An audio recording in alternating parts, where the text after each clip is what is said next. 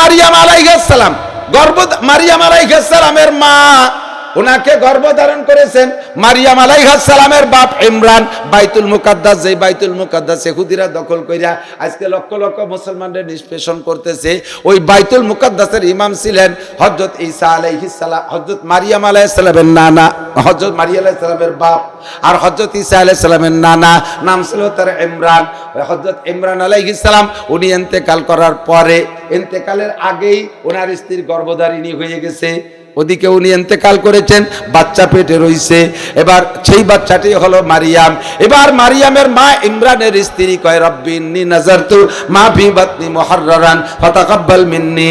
ও রব্বুল আলামিন, আমার স্বামী মারা গেছে, বাইতুল মুকাদ্দাসের ইমাম ছিল, আমার স্বামী মারা গেছে, যদি তুমি আল্লাহ আমাকে একটা সন্তান দাও, আমি বাইতুল মুকাদ্দাসের ইমাম বানাই দেব। কি বানাই দেবে? বাইতুল মুকাদ্দাসের ইমাম, বাইতুল মুকাদ্দাসের খাদেম বানাবো, মান্নত করছে। কিছুক্ষণ পর, কিছুদিন পরে বাচ্চা যখন ডেলিভারি হয়েছে, দেখে বাচ্চাটা হয়েছে মেয়ে। বাচ্চা কি? কন্যা সন্তান জন্ম দিয়েছে।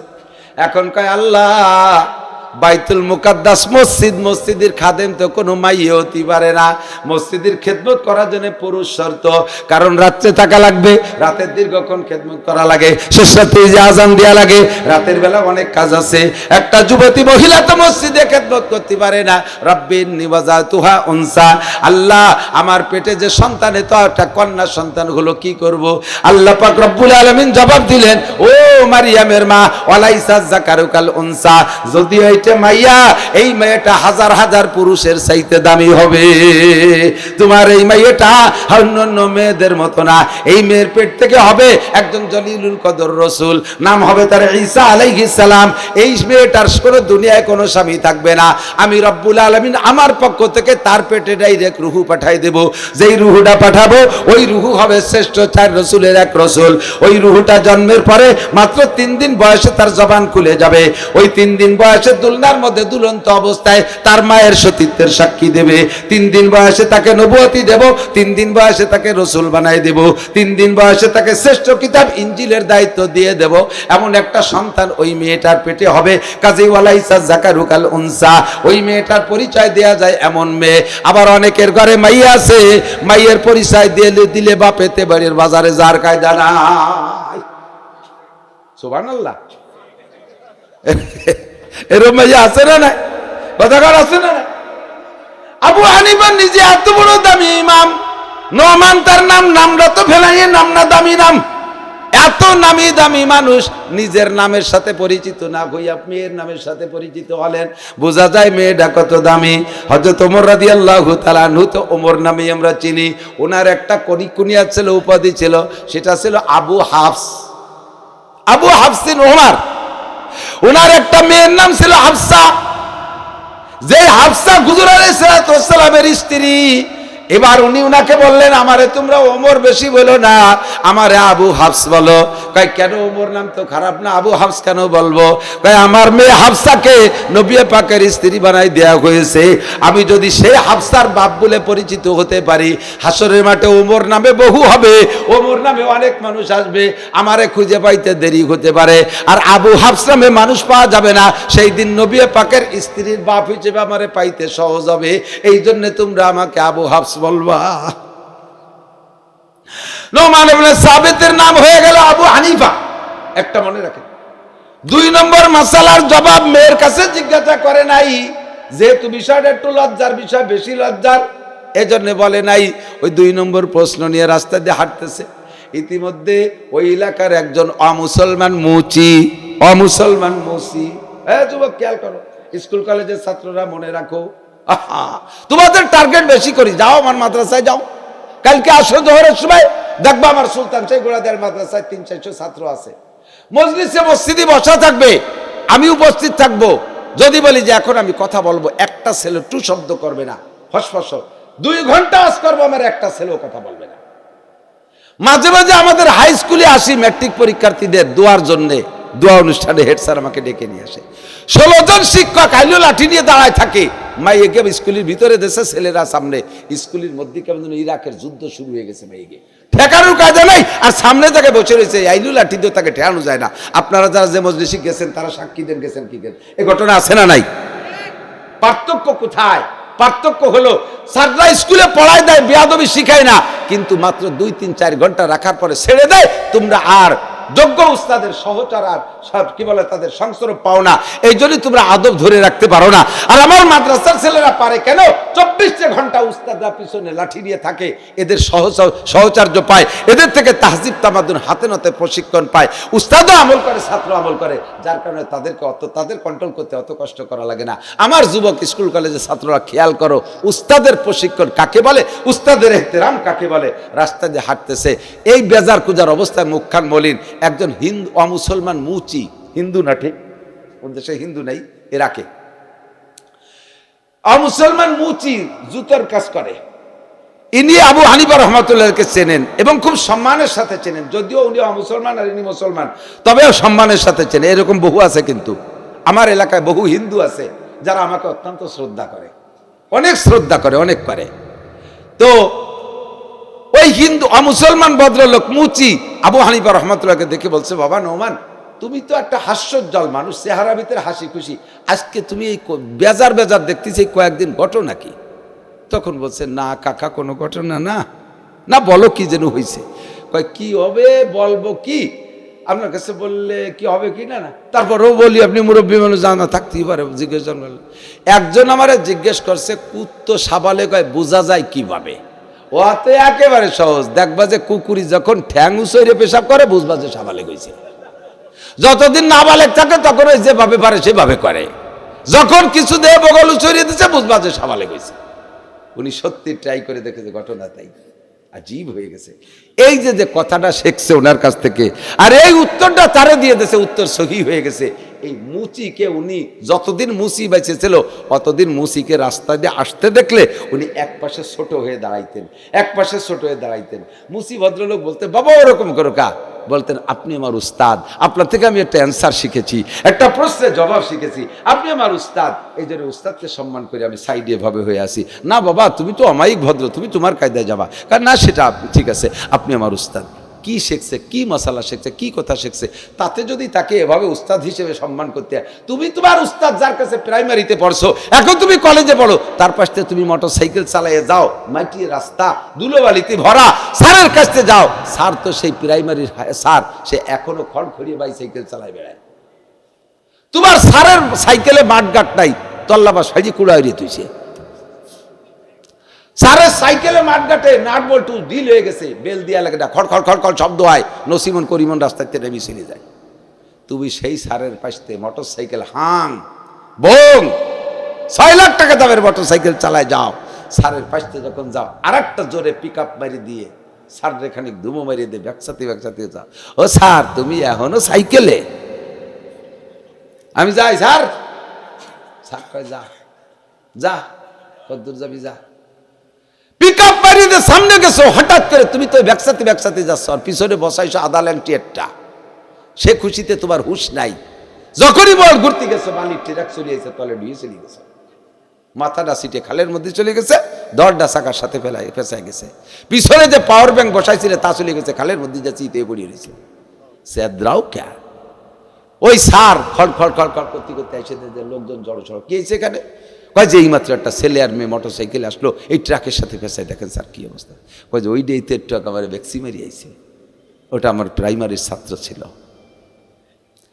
আদব তাজ ইস্তেআজ লুৎফে ইলাহি বেরে বরসার বেরো হর জাকে কাহি। এ মাদ্রাসার ছাত্ররা মনে রাখ, শিকায়াত কুনাদ হার কে উস্তাদেরা, গ্রেফতার বাসাদ বালাচারেরা। উস্তাদের সাথে যদি বেয়াদবি করো 4টি বিপদের সম্মুখীন হবা। কয়টা? এদিক তাকান। আরে উস্তাদের সাথে, উস্তাদ তো আমার আব্বা না, উস্তাদ আমার মা না, উস্তাদ আমার মামা না, উস্তাদ আমার খালু না, উস্তাদ আমার উস্তাদ হতে পারে। উস্তাদ একজন হিন্দু বুদ্ধ খ্রিস্টান হতে পারে, যেমনই উস্তাদ হোক না কেন, উস্তাদের সাথে বেয়াদবি করলে যদি এইরকম বিপদ হয়, তাহলে তোমার আব্বা মা তার চাইতে অনেক অধিকার বেশি রাখে, তোমার দাদা দাদি নানা নানি আরো অধিকার বেশি রাখে। তাদের সাথে বেয়াদবি করলে তোমার কপাল পড়বে, দুনিয়ায় ভাত পাবি না। উস্তাদের সাথে বেয়াদবি করলে চারটে ক্ষতি। কয়টা? মনে রাখবা, চারটে ক্ষতি। শিকায়াত, এই ছাত্ররা খেয়াল কর, শিকায়াত গুনাহগার কে উস্তাদেরা। উস্তাদের নামে যদি কেউ শিকায়াত করে, বদনাম করে, বাড়ি যে নালিশ করে, উস্তাদকে যদি নিজে হাতে বিচারের আওতায় নিয়ে আসে, উস্তাদের সাথে যদি বেয়াদবি করে, চারটে বিপদের সম্মুখীন হবা। একে আলমাস ফরা মুসাবাদ। একটা হলো যা পড়বা এক দাঁত দিয়ে আর এক দাঁত দিয়ে ভুলবা, একদিক দিয়ে পড়বা আর এক দিক দিয়ে ভুলবা। মিজানে ফার্স্ট ছিল, নাবে মিরে বোর্ড স্ট্যান্ড করছে। হিদায়াতুন্নুত ক্লাসে ফার্স্ট, কাফিয়ায় বোর্ড স্ট্যান্ড করছে, সরে বেকাজে ফেল করছে। মেশকাতে জালালাইনে যাইতে যাইতে রিডিং পড়তে পারে না, মেশকাতে যাইতে যাইতে ক্লাসে আসা বন্ধ হয়ে গেছে, দাওরা ভর্তি হইতে সাহস পায় না। কপাল পড়ছে উস্তাদের সাথে বেয়াদবি করেছো। এত ভালো ছাত্র কেন এমন পচা খাইলা? আরে তুমি ছাত্র বয়সে নিজেকে লিগ্যাল মনে করছো, উস্তাদরে অন্যায় মনে করিয়া তুমি বিচারটা তোমার কায়দায় করেছো। আরে উস্তাদ লিগ্যাল না ইনলিগ্যাল উস্তাদ জানে। উস্তাদ যদি অন্যায় করে, তার বিচার করার অধিকার তোমাকে আল্লাহ দেয় নাই। এক নম্বরে যা পড়বি একদিক দিয়ে পড়বি, আর এক দিক দিয়ে বলবি। দেখার তাঙ্গে রুজি বা দুনিয়া সমাজ। যদি লেখাপড়া শিখে বড় হয়েও যাও, তবু দুনিয়ায় তোমার রিজিকের অভাব সারবে না। রিজিকের অভাবের দুইটা অর্থ দিক তাকান। একটা হলো তোমার চাইতে সাধারণ রেজাল্ট ওলারা চাকরি পেয়ে যায়, তুমি এক number A plus golden A plus first class first হইও তুমি ভাই ফেল করে বসো, যে কোনো জায়গায় মার খেয়ে যাও, চাকরি পাও না। তোমার চেয়ে নর্মালরা বড় বড় অফিসার হয়ে যাচ্ছে, চাকরি তুমি পাবা না। বলোকে মেশিন পুতপা, তাদের পানি বেরোবে না, ফক ফক করে খালি গ্যাস বের হবে। ইরির ক্ষেত্রে ধান পাকে গেছে, একটা শিলা বৃষ্টিতে সব নিয়ে যাবে। পেঁয়াজের কাঠ, পেঁয়াজ পাকে গেছে, তুলবা আগের দিন 800 মান, বৃষ্টি নামে পানিতে তলায় পচায় দেবে। যাতে হাত দিবি তাতে মাইর খাবি। বিদেশে যাবি, ফ্লাইটে উঠবি, তার আগেই এর আগেই তোর দালাল হারাই গেছে, পাসপোর্ট টাসপোর্ট সব হারাই গেছে, যাইতে পারবি না। এমন একটা বিপদে পড়বি, রুজির অভাব তোর কাটবে না। যদি কোনোভাবে চাকরি পাইও যাও, পয়সার মালিকও হও, তবুও তোমার রুজির এই খেয়াল করেন, ধনী হয়ে গেছো, পয়সার মালিক হয়ে গেছো, তবুও তোমার রুজির অভাব যাবে না। সেটা কিভাবে? কয় তোমার টাকা দিয়ে সবাই খাবে, তোমারে খাওয়া বন্ধ করে দেবে। ডাক্তারে কইছে ডিম খাবা না, ডিম খাইতে মনে চাইলে কুসুম খাবা না, চর্বিওয়ালা মাছ খাবা না, গোশের করে চর্বিওয়ালা গোশ খাবা না, কোনো প্রকারের শক্তিশালী কিছু খাবা না, কলা খাবা না। যদি কলাটা খাও তাহলে আইকন খাবা, অর্ধেক কলা খাবা। আর মিষ্টি তো খাবাই না, ওর দোকানের সামনে দিয়ে হাঁটবা না, তাহলে কিন্তু ডায়াবেটিস 28 আছে। সবকিছু রুজি মাইস সব থাকতে খাতি পারবি না। কেন এত থাকতে খাতি পারলাম না, এত থাকতে খাতি পারি না? কি হয়েছে জানো? উস্তাদের সাথে বেয়াদবি করছে, যে রুজিতি মার খেয়ে গেছো। তুমি বোঝো না কেন? অনেক কেন নিজেরা নিজে জিজ্ঞেস করে, কিন্তু কেন গোড়ায় হাত দেয় না। অনেক মহিলা আছে, খেয়াল এটা এসে গেল কয়ে যায়, খেয়াল রেখেন, ভুলে যায় না, আমরা মনে করে দিন। অনেক বাড়িতে মহিলারাই কয়, আপা আমার কাছে নালিশ কর, হুজুর কি যে হইছে, একটা তাবিজ দেন। কি হয়েছে? কয় যে আমাকে উনি, মহিলারা স্বামীরে কইলে আমাকে উনি এত কামাই আনে, কিন্তু সংসারে উজোই না, সংসারে উজোই না। একদিক দিয়ে আনে আর একদিক দিয়ে চলে যায়। কি হলো? একটা তাবিজ কবজ দেন। কি হয়েছে জানেন? কেন উজোয় না? মহিলাদের সংসারে না উজোনোর যে কটা কারণ, তার ভিতরে একটা হলো নাপাক শরীরে গোসল ফরজ হইছে, এই ফরজ গোসলকে টাইম মতো আদায় না করে নাপাক শরীরে চাউলের কলসে হাত দেয়, টাকার মানিব্যাগে হাত দেয়, মাচায় ওঠে, গর্তে ঘোরাফেরা বিচরণ করে, এই নাপাক শরীর নিয়ে, যার কারণে আল্লাহর গজব পড়ে, রহমত উঠে যায়, ওই ঘরের মধ্যে বরকত আসে না, কাজে ইনকাম করে উজতি পারে না। 2 নম্বর হলো মহিলারা রান্না করিয়া, খেয়াল করেন জগৎসরের মেয়েরা, খেয়াল ওই ঠিক আর তো ডাকবে না।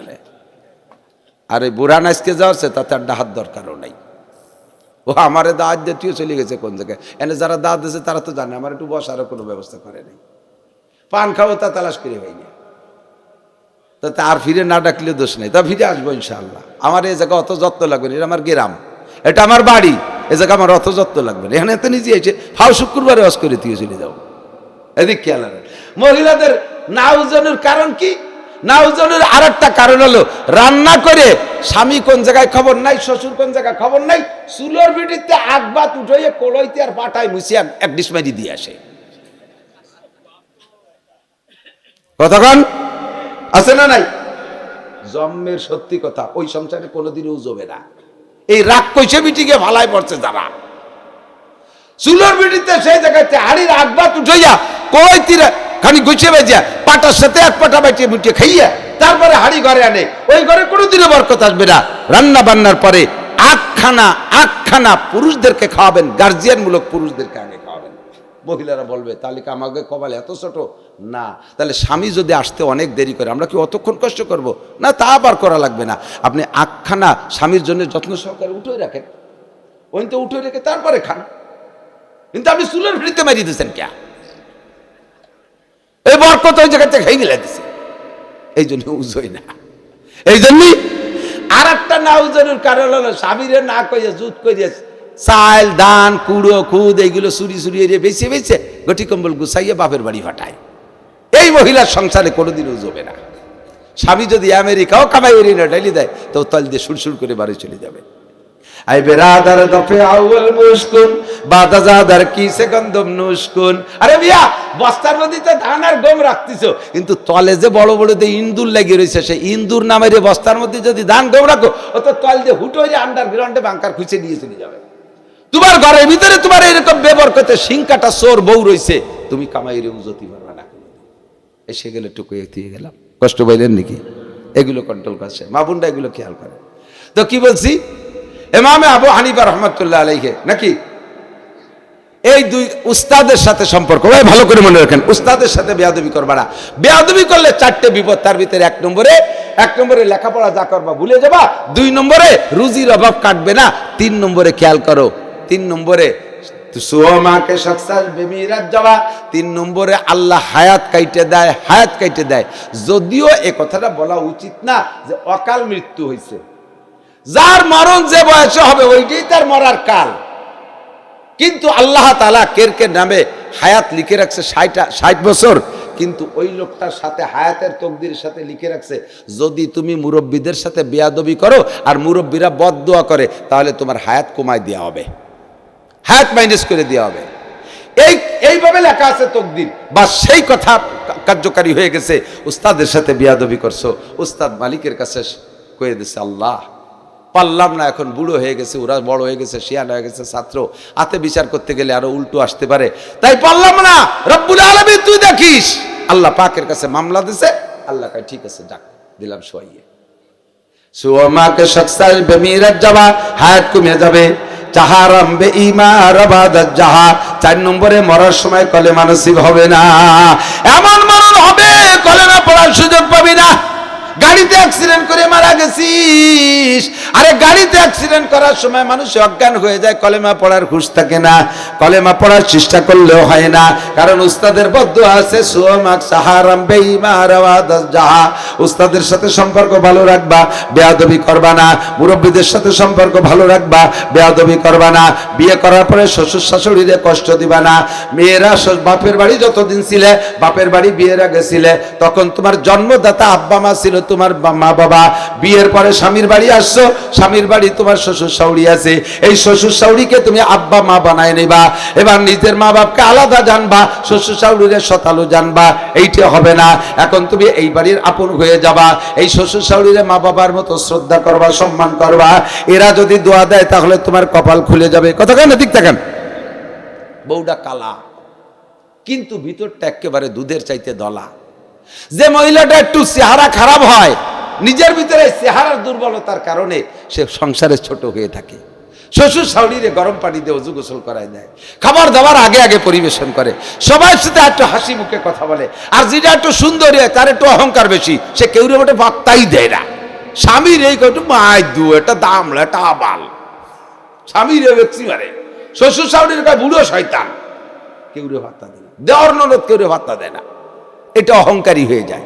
তাই বউটা কালা, চেহারা ভালো না, বউটা শ্বশুর শাশুড়িরে খুব মেনটেন করে চলে, তার খেদমতে। শ্বশুর শাশুড়ি তো বউডার খেদমতের ভক্ত, তার তো রূপের ভক্ত না, রূপের ভক্ত হতে পারে তার সওয়াল, কিন্তু শ্বশুর শাশুড়ি তার খেদমতে এমন মুগ্ধ হয়ে গেছে এই বুড়ো বুড়ি যায় না যে বসে দোয়া করে, আল্লাহ আমার এই কাউসার মতো বউটার পেটে তুমি একটা সাদের মতো একটা ছেলে দিও।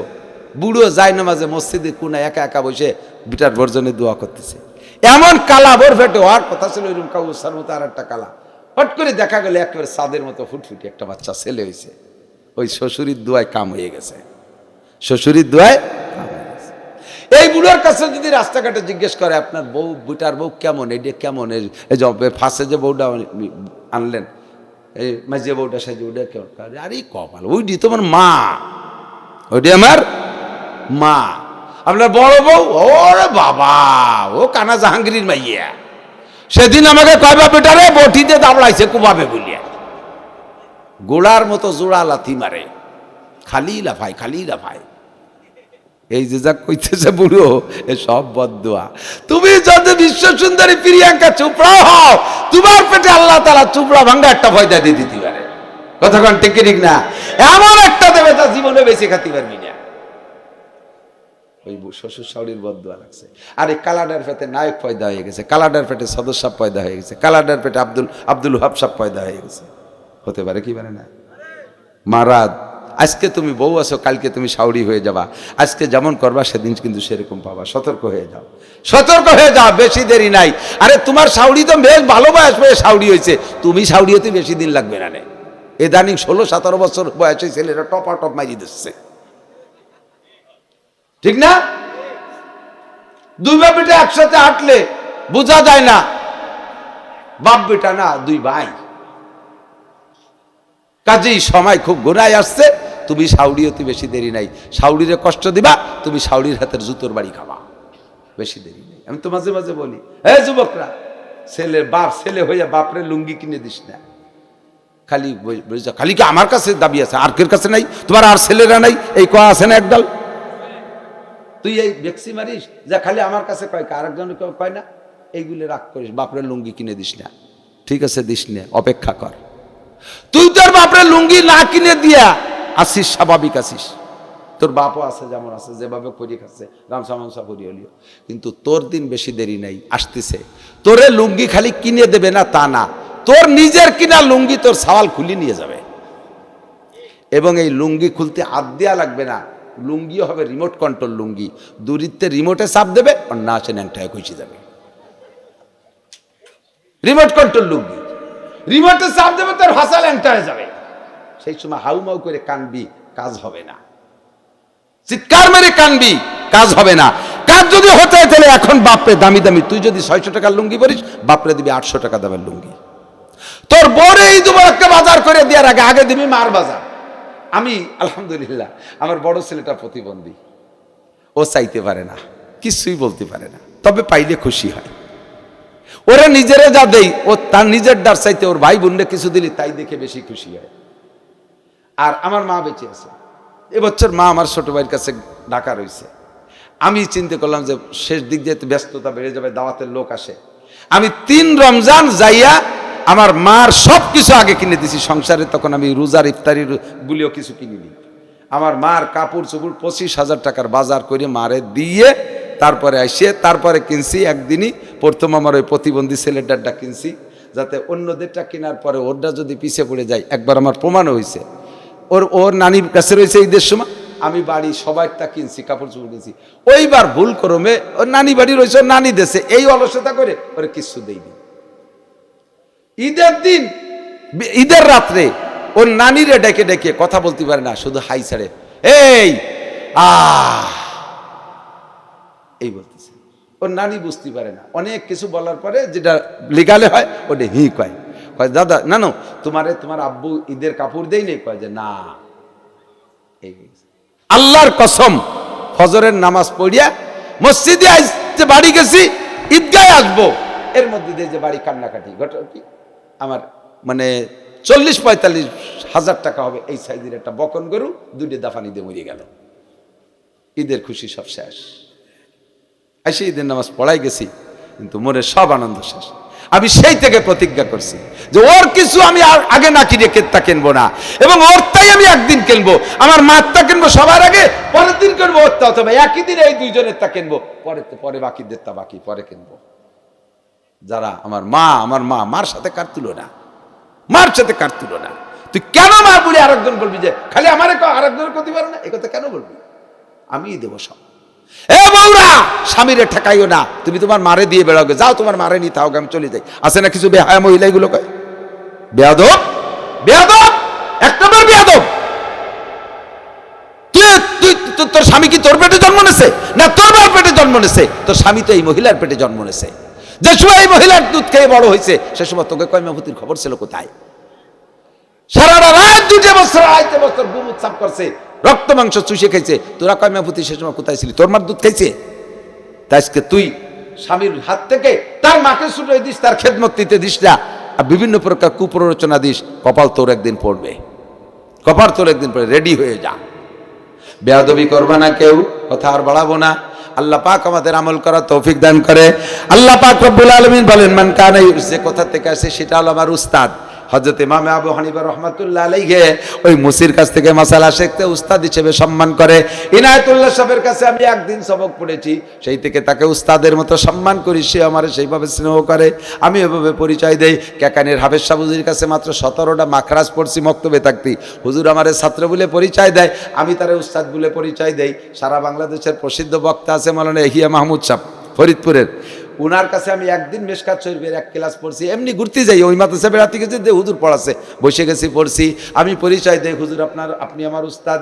উনিও পরিচয় দিয়ে খুশি হয় যে মাওলানা নাসির আমার ছাত্র, ফরিদউদ্দিন মাসুদ সাহেব, আল্লামা ফরিদউদ্দিন মাসুদ সাহেব, ওনার কাছে একদিন হাদিসে মুসালসালের 1 সবক পড়ছি, উনি জানেও না। এরপরে আমি অনেক দিন পরে বলছি, হুজুর আমি আপনার কাছে হাদিসে মুসালসালে একদিনের সবক পড়ছি, আমি আপনার ছাত্র। উনি আমার সেভাবে ছাত্র বলে পরিচয় দিয়ে গর্ববোধ করে, আমিও ওনারে উস্তাদ বলে পরিচয় দিয়ে তৃপ্তি পাই। উস্তাদ আর ছাত্র যদি মেনে নেওয়ার যোগ্যতা থাকে, তাহলে 1 অক্ষরও যদি শেখে, তাহলে এটা মরণকাল পর্যন্ত টেনে নেওয়া যায়। আর যদি অস্বীকার করার অকৃতজ্ঞতা স্বভাব হয়, সারা জীবন ধরে পড়িয়া লাস্টে কয় যে উনি আমার কি শিয়েছে, আছে না নাই? এগুলো ধ্বংস অনিবার্য, অনিবার্য। মরবি, না খাইয়ে মরবি, বাসের তলে চলে যাবে, ট্রাকের তলে চলে যাবে, কুত্তো মরা মরবি, সাবধান। আল্লাহ পাক বলেন, মান কানা ইউরিদু হারসাল আখিরা নাজিদ লাহু ফি হারসিহি। এদিক তাকান, যে ব্যক্তি আখিরাতের ক্ষেত চাষ করে, যে ব্যক্তি আখিরাতের ক্ষেত চাষ করে, আল্লাহ কয় চাষ কম ফসল বেশি, চাষ কম ফসল বেশি। আখিরাতের ক্ষেত কোন জায়গা? জগৎসরের বিল, হ্যাঁ, তালাশ্বর বা কেন্দিডাঙ্গা, সোনাসুর ঘোষগাতি দিগেলের বিল। আখেরাতের খ্যাত কোন জায়গা? সব জায়গা।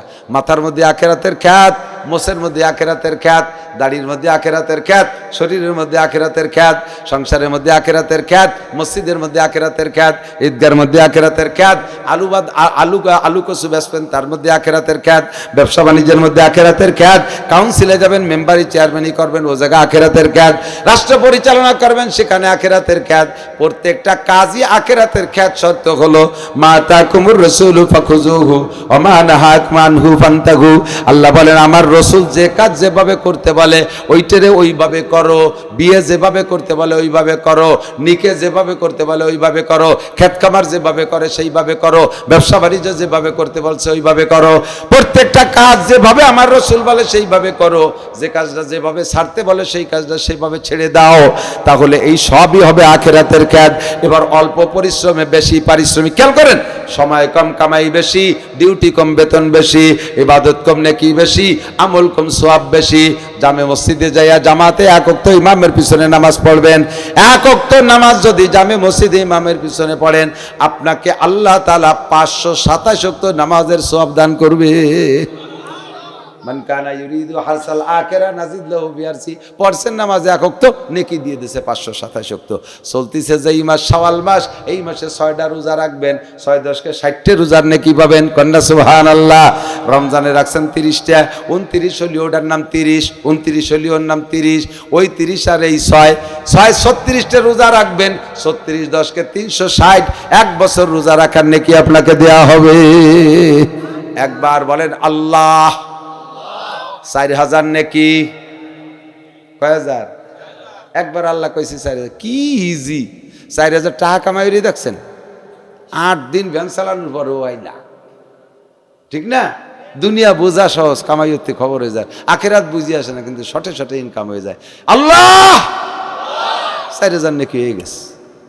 একবার বলেন লা ইলাহা ইল্লাল্লাহ মুহাম্মাদুর রাসূলুল্লাহ। কালেমা বললেন না?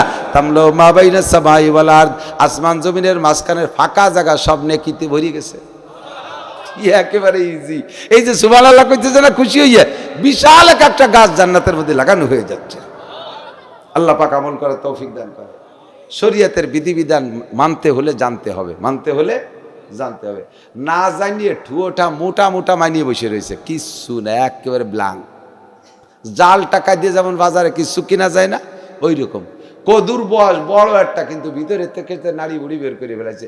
ও ওই দিয়ে কি হয়, আমি মোটা ইবাদত করছেন কিন্তু ভিতরে নাড়ি বুড়ি নাই, কিচ্ছু না। বহুজন আছে এরকম, ইবাদত করেন কিন্তু সঠিক হচ্ছে না।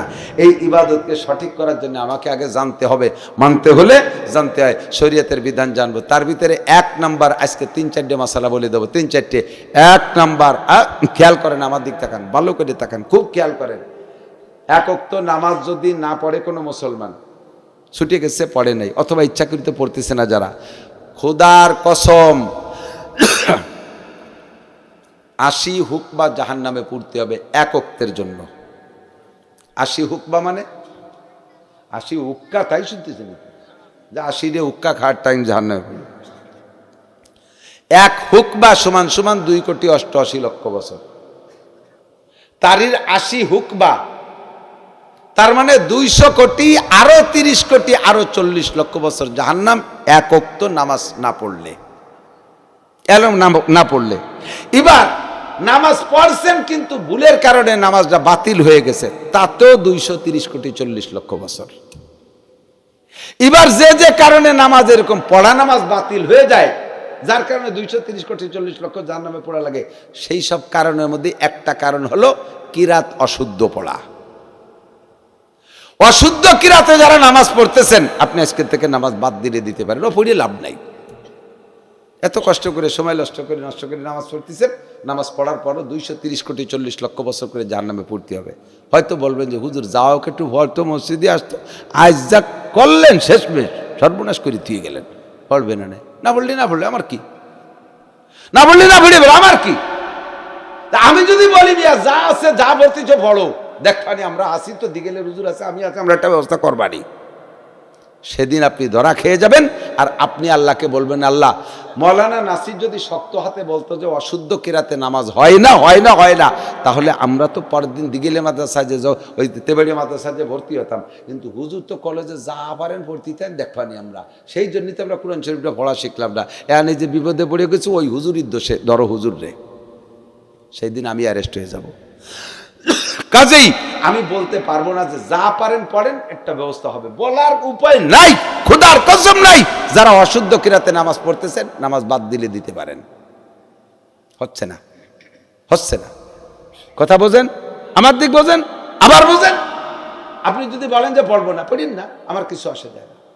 তবে তা পড়ে যদি বাঁচিয়ে যেতে পারেন, যাইয়েন, সেদিন দেখা যাবে।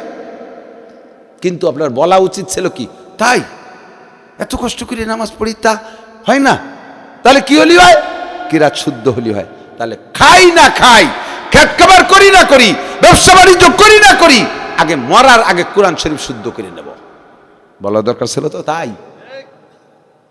সে থেকে আপনি কম কি হলি, যদি না হয় তো হরলাম না, হলিও না তো আমার কি, আল্লাহর কি। দুলাই যেদিন খাবা সেই দিন বুঝবা। কাজেই পাক্কা প্রতিজ্ঞা করেন, অত কঠিন কিছু না। আলহামদুলিল্লাহিল্লাযী আনজালা আলা আবদিহিল কিতাবা ওয়া লাম ইয়াজআল লাহু ইওয়াজা। আল্লাহ পাক বলেন, আমি আমার কোরআনকে আমার বান্দার উপরে নাজিল করেছি, কোরআনের মধ্যে কোনো বক্রতা নাই, কোনো গুজামিল নাই। এই কোরআন পড়তে সহজ, মাত্র 61-62 দিন মেহনত করলে কোরআন শরীফ পড়া শিখে যাবা। কারাহা বা খালকে আরি জুমলা রাস বা খোদা তদবির হিলা কায়রাওয়াস। দুনিয়ার সব কিছু না জানা জিনিস জানলে, কতটা পারতে না তা পারা শিখলে, শেখার জন্য কত টাকা কত সময় খরচ করলে, আল্লাহর কোরআন শুদ্ধ করে পারো না, এইটা শেখার জন্য কতটুক সময় দিয়েছ, কি পরিমাণ পয়সা খরচ করেছে একটু কইয়া যাও।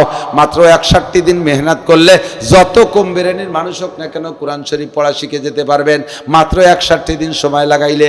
এই তবে হুজুরা তো 2-3 বছর খালি লাগায়। আমার একটু একটা মেয়েরে আমি মাত্র 1 মাসের ভিতরে আলিফবা থেকে কোরআন শরীফ পড়া শিখে এক পড়া পড়াই ফেলাইছি, মাত্র 1 মাস, 8 বছরই মেয়ে। আপনারা যত বেরেন কম হোক, যদি কোনো উস্তাদ মন দিয়ে পড়ায়, সর্বোচ্চ 61 দিনে কোরআন শরীফ পড়া শিখবেন। তো আল্লাহ তাআলার কাছে দোয়া করেন, নিজেও চেষ্টা করেন যেন মরার আগে শুদ্ধ করে কোরআন শরীফ পড়ে যেতে পারি। বলেন আমিন। এখন যে ভয় পেয়ে রয়েছেন যে তাহলে একদিন যে ভুল কিরাত দিয়ে নামাজ পড়েছি তা তো ওই নেই, তাহলে তার কি হবে?